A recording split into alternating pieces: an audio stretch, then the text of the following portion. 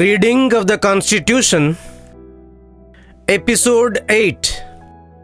In Episode 8, we cover 10 articles from Article 63 to Article 73 of Chapter 1 of Part 4 of the Constitution. రాజ్యాంగ పఠనం episode 8. రాజ్యాంగ పఠనంలో ఈరోజు 8వ ఎపిసోడ్ని ప్రారంభిస్తున్నాం. ఈ ఎపిసోడ్లో అధికరణం 63 నుంచి అధికరణం 73 వరకు పఠిస్తాం. Article 63. The Vice President of India. There shall be a Vice President of India. అధికరణం 63. భారతదేశ ఉపాధ్యక్షులు. భారతదేశంకు దేశ ఉపాధ్యక్షులు ఉంటారు. Article 64. The Vice President to be ex officio Chairman of the Council of States. The Vice President shall be ex officio Chairman of the Council of States and shall not hold any other office of profit, provided that during any period when the Vice President acts as President or discharges the functions of the President under Article 65, he shall not perform the duties of the office of the Chairman of the Council of States and shall not be entitled to any salary or allowance payable to the Chairman of the Council of States under Article 97. అధికరణం 64. దేశ ఉపాధ్యక్షులు పదవిరీత్యా రాష్ట్రాల మండలి చైర్మన్గా ఉండుట. దేశ ఉపాధ్యక్షులు పదవిరీత్యా రాష్ట్రాల మండలి చైర్మన్గా ఉండవలెను మరియు తను ఏదేని ఇతర లాభదాయక పదవిలో ఉండరాదు. అయితే దేశ ఉపాధ్యక్షులు దేశాధ్యక్షులుగా పనిచేస్తున్నప్పుడు లేక 65వ అధికరణ క్రింద దేశాధ్యక్షుని విధులను నిర్వర్తించుతున్నప్పుడు రాష్ట్రాల మండలి చైర్మన్ విధులను నిర్వర్తించరాదు. మరియు 97వ అధికరణ కింద రాజ్యసభ చైర్మన్కు చెల్లించదగు ఏవైనా భత్యములు పొందుటకు హక్కు కలిగి ఉండరాదు. Article 65. The Vice President to act as President or to discharge his functions during casual vacancies in the office or during the absence of President. Clause 1. In the event of the occurrence of any vacancy in the office of the President by reason of his death, resignation or removal, or otherwise, the Vice President shall act as a President until the date on which a new President elected in accordance with the provisions of this chapter to fill such vacancy enters upon his office. Clause 2.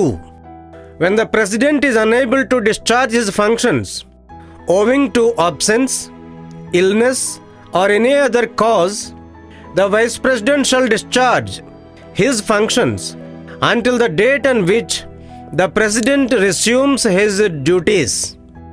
Clause 3. The Vice President shall, during and in respect of the period while he is so acting as or discharging the functions of the President, have all the powers and immunities of the President and be entitled to such emoluments, allowances, and privileges as may be determined by Parliament by law, and until provision in that behalf is so made, such emoluments, allowances, and privileges as are specified in the second schedule. అధికరణం 65. దేశాధ్యక్షుల పదవిలో యాదృచ్ఛిక ఖాళీ ఏర్పడినప్పుడు లేదా తాను హాజరు కాలేనప్పుడు ఉపాధ్యక్షులు దేశాధ్యక్షులుగా పనిచేయుట లేదా సదరు విధులను నిర్వర్తించుట. క్లాజు 1. మరణము, రాజీనామా లేక తొలగింపు కారణంగా లేక ఇతర విధంగా దేశాధ్యక్షుని పదవిలో ఖాళీ ఏర్పడినప్పుడు ఈ అధ్యాయపు నిబంధనలను అనుసరించి ఎన్నుకోబడిన కొత్త దేశాధ్యక్షులు తన పదవిలో ప్రవేశించు తేదీ వరకు దేశ ఉపాధ్యక్షులు దేశాధ్యక్షులుగా వ్యవహరించవలెను. క్లాజు 2. దేశ ఉపాధ్యక్షులు హాజరు లేకుండుట లేక ఏదేని ఇతర కారణాల వలన తన విధులను నిర్వహించజాలని ఎడల ఆయన తన విధులను తిరిగి చేపట్టు వరకు ఉపదేశాధ్యక్షులు దేశాధ్యక్షుని విధులను నిర్వర్తించవలెను. క్లాజు 3. దేశ ఉపాధ్యక్షులు అట్లు దేశాధ్యక్షులుగా వ్యవహరించు కాలంలో లేదా దేశాధ్యక్షుని విధులను నిర్వహించు కాలంలో దేశాధ్యక్షునికి గల అధికారములన్నింటినీ ఉన్ముక్తాధికారములను కలిగి ఉండును. పార్లమెంటు శాసనం ద్వారా నిర్ణయించునట్టి వేతన భత్యాలు ఇతర భత్యములు విశేషాధికారములను కలిగి ఉండును. అట్లు శాసనం ద్వారా నిబంధించున్నంత వరకు 2వ షెడ్యూల్లో నిర్దిష్టపరచబడిన వేతన భత్యాలు భత్యములు ఇతర విశేషాధికారములకు వారు హక్కు కలిగి ఉందురు. Article 66. Election of Vice President. Clause 1. The Vice President shall be elected by the members of an electoral college consisting of the members of both houses of Parliament in accordance with the system of proportional representation by means of single transferable vote, and the voting at such election shall be by secret ballot. Clause 2. The Vice President shall not be a member of either House of Parliament or of a House of the Legislature of any state. Be elected Vice President, he shall be deemed to have vacated his seat in that House on the date on which he enters upon his office as Vice President. Clause 3. No person shall be eligible for election as Vice President unless he A. is a citizen of India, B. has completed the age of 35 years, and C. is qualified for election as a member of the Council of States. Clause 4. A person shall not be eligible for election as Vice President if he holds any office of profit under the Government of India or the Government of any state or under any local or other authority subject to the control of any of the said governments. Explanation. For the purposes of this article, a person shall not be deemed to hold any office of profit by reason only that he is the President or Vice President of the Union or the Governor of any state or is a minister either for the Union or for any state. అధికరణం 66. దేశ ఉపాధ్యక్షుని ఎన్నిక. Clause 1. దేశ ఉపాధ్యక్షుని పార్లమెంటులోని ఉభయ సభల సభ్యులతో కూడిన electoral college single transferable vote మాధ్యమంగా proportional representation పద్ధతిలో ఎన్నుకొనవలెను. మరియు అట్టి ఎన్నికలలో ఓటింగు రహస్య బ్యాలెట్ పద్ధతి ద్వారా జరగవలెను. క్లాజు 2. దేశ ఉపాధ్యక్షులు పార్లమెంటు ఉభయ సభల్లో గాని రాష్ట్ర శాసన వ్యవస్థలోని ఏదేని సభలోనూ గాని సభ్యునిగా ఉండరాదు. పార్లమెంటులోని ఏదేని సభలోని లేదా రాష్ట్ర శాసన వ్యవస్థలోని ఏదేని సభలోని ఎవరైనా సభ్యులు ఉపాధ్యక్షుని పదవిని చేపట్టిన తేదీ నుండి ఆ సభలో తన సీటును ఖాళీ చేసినట్టు భావించవలెను. క్లాజు 3. ఏ వ్యక్తి గాని దేశ ఉపాధ్యక్షునిగా ఎన్నుకోబడుటకు సబ్ క్లాజ్ ఏ భారతీయ పౌరులై ఉండవలెను, బి 35 సంవత్సరముల వయస్సు పూర్తయి ఉండవలెను, సి సదరు వ్యక్తి రాజ్యసభ సభ్యునిగా ఎన్నుకొనబడుటకు అర్హులై ఉండవలెను. క్లాజు 4. ఎవరైనా వ్యక్తి భారత ప్రభుత్వం కింద లేక ఏదేని రాష్ట్ర ప్రభుత్వం క్రింద లేక సదరు ఏవేని ప్రభుత్వాల నియంత్రణకు లోబడిన ఏదేని ఇతర స్థానిక అధికార సంస్థ కింద లాభదాయకమైన పదవి అందున్నచో ఆ వ్యక్తి దేశ ఉపాధ్యక్షునిగా ఎన్నికగుటకు అర్హులు కారు. విశదీకరణ. ఈ అధికరణ ప్రయోజనాల నిమిత్తం ఎవరైనా వ్యక్తి తాను భారత సంఘ అధ్యక్షునిగా లేదా ఉపాధ్యక్షునిగా లేదా ఏదేని రాష్ట్ర గవర్నరుగా లేక భారత సంఘ లేక రాష్ట్ర మంత్రిగా ఉన్నారను కారణం బట్టి మాత్రమే తాను లాభదాయక పదవిలో ఉన్నట్లు భావించరాదు. Article 67. Term of office of Vice President. The Vice President shall hold office for a term of 5 years from the date on which he enters upon his office, provided that A Vice President may, by writing under his hand addressed to the President, resign his office. B. A Vice President may be removed from his office by a resolution of the Council of States passed by a majority of all the then members of the Council and agreed to by the House of the People. But no resolution for the purpose of this clause shall be moved unless at least 14 days of notice has been given of the intention to move the resolution. Subclause C. A Vice President shall, notwithstanding the expiration of his term, continue to hold office until his successor enters upon his office. అధికరణం 67. దేశ ఉపాధ్యక్షుని పదవీ కాల వ్యవధి. దేశ ఉపాధ్యక్షులు తన పదవిని చేపట్టిన తేదీ నుండి 5 సంవత్సరాల కాల పరిమితి వరకు పదవి అందుండును. అయితే సబ్క్లాజ్ ఏ, దేశ ఉపాధ్యక్షులు తన సంతకంతో కూడిన లేఖను దేశాధ్యక్షునికి పంపుట ద్వారా తన పదవికి రాజీనామా చేయవచ్చును. క్లాజు బి, దేశ ఉపాధ్యక్షులు రాష్ట్రాల మండలి సభ్యులుగా ఉన్న వారందరిలో మెజారిటీ సభ్యులు ఆమోదించి ప్రజల సభచే అంగీకరించబడిన తీర్మానము ద్వారా పదవి నుండి తొలగించబడవచ్చును. కానీ ఈ నిబంధన నిమిత్తం తీర్మానం ఏదియు దానిని ప్రవేశపెట్టు ఉద్దేశము కనీసం 14 రోజుల ముందు ఒక నోటీసు ద్వారా తెలియజేయకుండా ప్రస్తావించరాదు. సబ్క్లాజ్ సి, దేశ ఉపాధ్యక్షుని పదవీకాలం పూర్తయినప్పటికీ వారి తరువాత వ్యక్తి పదవిని చేపట్టునంత వరకు పదవిలో కొనసాగవలెను. Article 68. Time of holding election to fill vacancy in the office of the Vice President and the term of office of a person elected to fill casual vacancy. Clause 1. An election to fill a vacancy caused by the expiration of the term of office of Vice President shall be completed before the expiration of the term. Clause 2.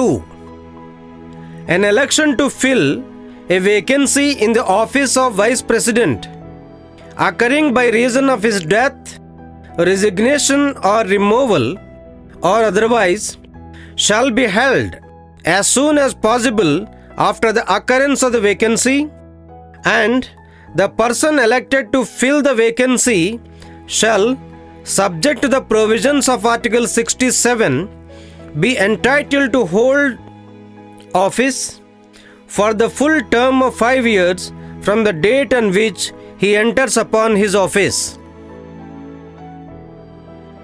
అధికరణం 68. దేశ ఉపాధ్యక్ష పదవిలో ఏర్పడిన ఖాళీని భర్తీ చేయడానికి ఎన్నిక నిర్వహించవలసిన కాల పరిమితి, యాదృచ్ఛిక ఖాళీని భర్తీ చేయడానికి ఎన్నికైన వ్యక్తి యొక్క కాల వ్యవధి. క్లాజ్ 1. దేశ ఉపాధ్యక్షుని పదవీ కాల పరిమితి ముగిసిన తర్వాత ఏర్పడిన ఖాళీని భర్తీ చేయడానికి జరపవలసిన ఎన్నిక ఆ పదవీ కాలం ముగియటకు ముందుగానే నిర్వహించవలెను.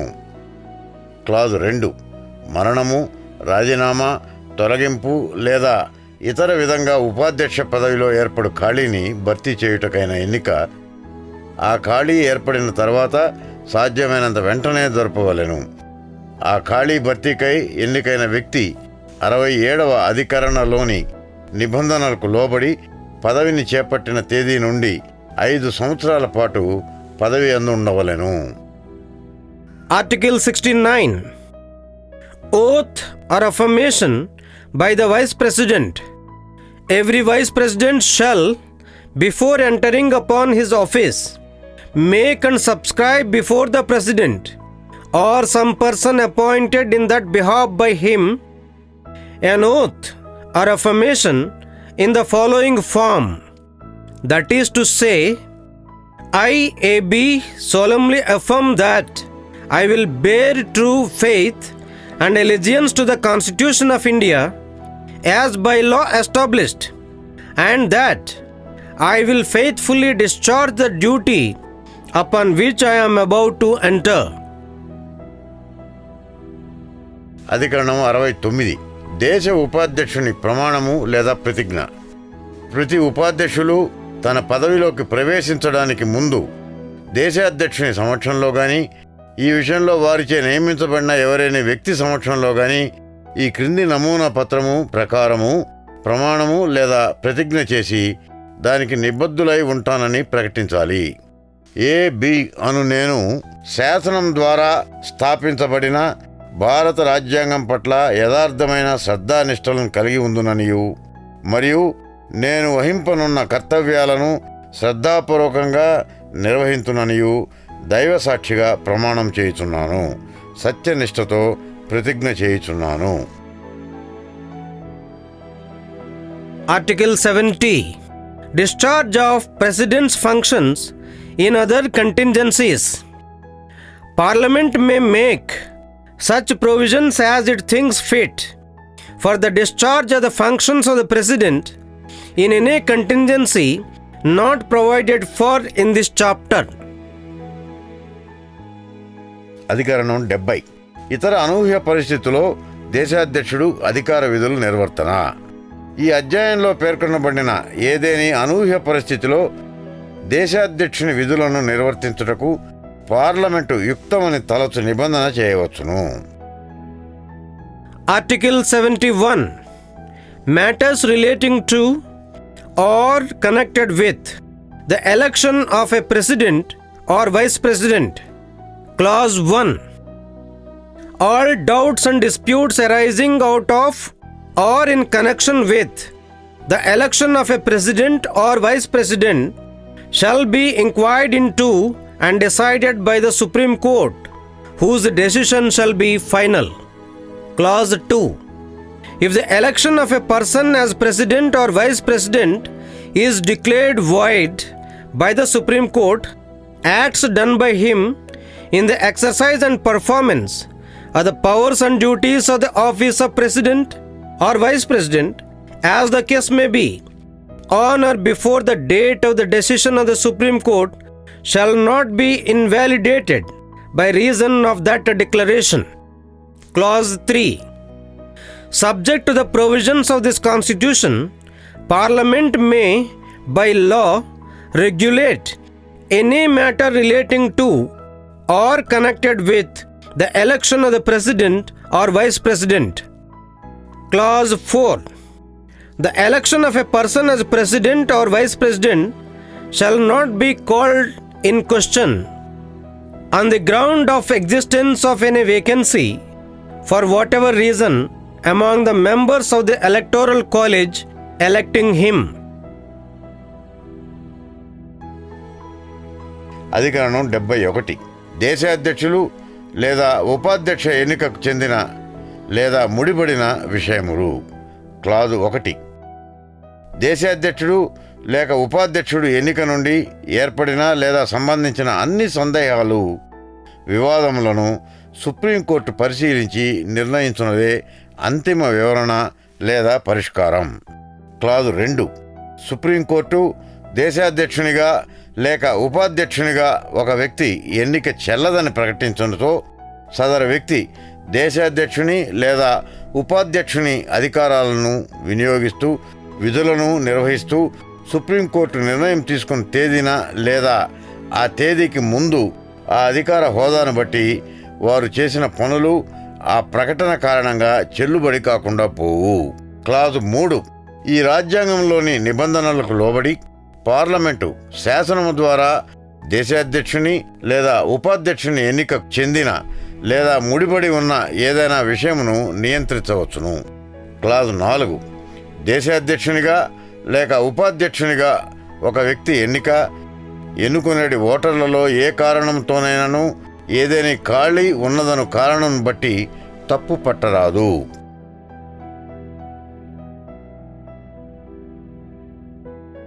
Article 72.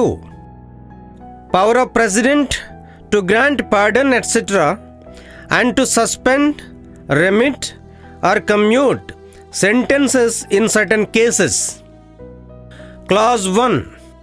The President shall have the power to grant pardons, reprieves, respites, or remissions of punishment, or to suspend, remit, or commute the sentence of any person convicted of any offense.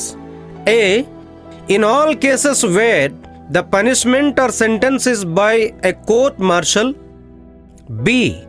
In all cases where the punishment or sentence is for an offense against any law relating to a matter to which the executive power of the Union extends. C. In all cases where the sentence is a sentence of death. Clause 2.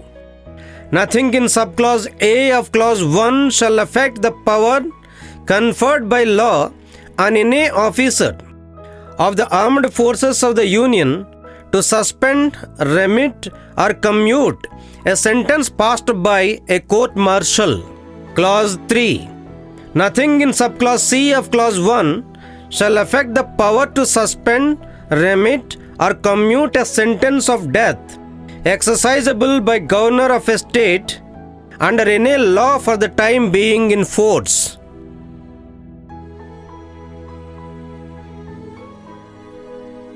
అధికరణం 72. కొన్ని సందర్భాల్లో క్షమాభిక్ష మొదలైనవి మంజూరు చేయుటకు, శిక్షలను నిలుపుటకు, మాఫీ చేయుటకు లేదా తగ్గించుటకు దేశాధ్యక్షునికి గల అధికారాలు. క్లాజ్ 1. దేశాధ్యక్షులు ఈ క్రింది కేసుల్లో అనగా సబ్ క్లాజ్ ఏ మార్షల్ కోర్టులచే చేయబడిన శిక్ష లేదా దండనోత్తర్వులు అన్ని కేసుల్లో. బి. భారతదేశ కార్యపాలన అధికార పరిధిలో గల విషయమునకు సంబంధించిన ఏదేని చట్టం కింద నేరాలకు శిక్ష లేదా దండనోత్తర్వు వేయబడిన అన్ని కేసుల్లోనూ. సి. మరణ దండన విధించబడిన అన్ని కేసుల్లోనూ శిక్షకు గురైన వ్యక్తికి క్షమాభిక్ష ఇచ్చుటకు, తాత్కాలిక నిలుపుదలకు, వాయిదాలకు లేదా మాఫీలను మంజూరు చేయుటకు, ఇచ్చిన శిక్షలను సస్పెండ్ చేయుటకు, మాఫీ చేయుటకు లేదా తగ్గించుటకు అధికారం కలిగి ఉన్నారు. క్లాజ్ 2. నిబంధన 1లోని ఉపనిబంధన ఏలో ఉన్నదేదియు మార్షల్ కోర్టు ఇచ్చి ఉన్న దండనోత్తరమును సస్పెండ్ చేయుటకు, మాఫీ చేయుటకు లేదా తగ్గించుటకు దేశ సాయుధ బలములలోని ఎవరైనా అధికారికి శాసనం ద్వారా ఇయ్యబడిన అధికారమునకు భంగం కలిగించదు. 3. నిబంధన 1లోని ఉపనిబంధన సిలో ఉన్నదేదియు తత్కాలమున అమలున్నందున్న ఏదైనా శాసనం కింద ఒక రాష్ట్ర గవర్నరు వినియోగించదగు మరణశిక్షను సస్పెండ్ చేయుట, మాఫీ చేయుట లేక తగ్గించుటలో దేశాధ్యక్షుని అధికారమునకు భంగం కలిగించదు. Article 73. Extent of executive power of the Union. Clause 1. Subject to the provisions of this Constitution, the executive power of the Union shall extend A. to the matters with respect to which Parliament has power to make laws, and B. to the exercise of such rights, authority and jurisdiction as are exercisable by the Government of India by virtue of any treaty or agreement, provided that the executive power referred to in subclause A shall not, save as expressly provided in this Constitution or in any law made by the Parliament, extend in any state to matters with respect to which the legislature of the state has also power to make laws. Clause 2. Until otherwise provided by Parliament, a state and any officer or authority of a state may, notwithstanding anything in this article, continue to exercise in matters with respect to which Parliament has power to make laws for that state such executive power or functions as the state or officer or authority thereof could exercise immediately before the commencement of this Constitution. With this, episode 8 completes. అధికరణం 73. Union యొక్క పాలన అధికార పరిధి. Clause 1. ఈ రాజ్యాంగ నిబంధనలకు లోబడి భారత యూనియన్ పాలన అధికారంలో ఈ క్రిందివి చేరి ఉంటాయి. సబ్ క్లాజ్ ఏ. పార్లమెంటుకు శాసనములు చేయుటకు అధికారం గల విషయాలకు సంబంధించి. బి. ఏదేని ఒడంబడిక లేక ఒప్పందమును బట్టి భారత ప్రభుత్వం వినియోగించగల హక్కులు, అధికారము, అధికార పరిధుల వినియోగము. అయితే ఉపనిబంధన ఏలో ప్రస్తావించబడిన కార్యనిర్వహణాధికారము రాజ్యాంగం లేక పార్లమెంటు చేసిన ఏదేని శాసనంలో స్పష్టంగా నిబంధించినట్లు తప్ప రాష్ట్రాలకు కూడా శాసనాధికారాలు గల ఏ విషయముకు విస్తరించదు. క్లాజ్ 2. ఈ అధికరణంలో ఉన్న దేనితో నిమిత్తం లేకుండా పార్లమెంటు అన్యదా నిబంధించినంత వరకు ఏ విషయాల గురించి ఒక రాష్ట్రం కొరకు శాసనం చేయడానికి పార్లమెంటుకు అధికారం గలదో ఆ విషయాల్లో ఆ రాష్ట్రం, ఆ రాష్ట్రపు ఎవరైనా అధికారి లేక అధికార సంస్థ ఈ రాజ్యాంగ ప్రారంభానికి ముందు చెలాయించగలిగి ఉన్నట్టి కార్యకలాపాల అధికారాన్ని లేక పనులను ఆ రాష్ట్రం మరియు ఆ రాష్ట్రపు ఎవరైనా అధికారి లేక అధికార సంస్థ కొనసాగించవచ్చును. రాజ్యాంగ పఠనం 8వ ఎపిసోడు ఇంతటితో సమాప్తం.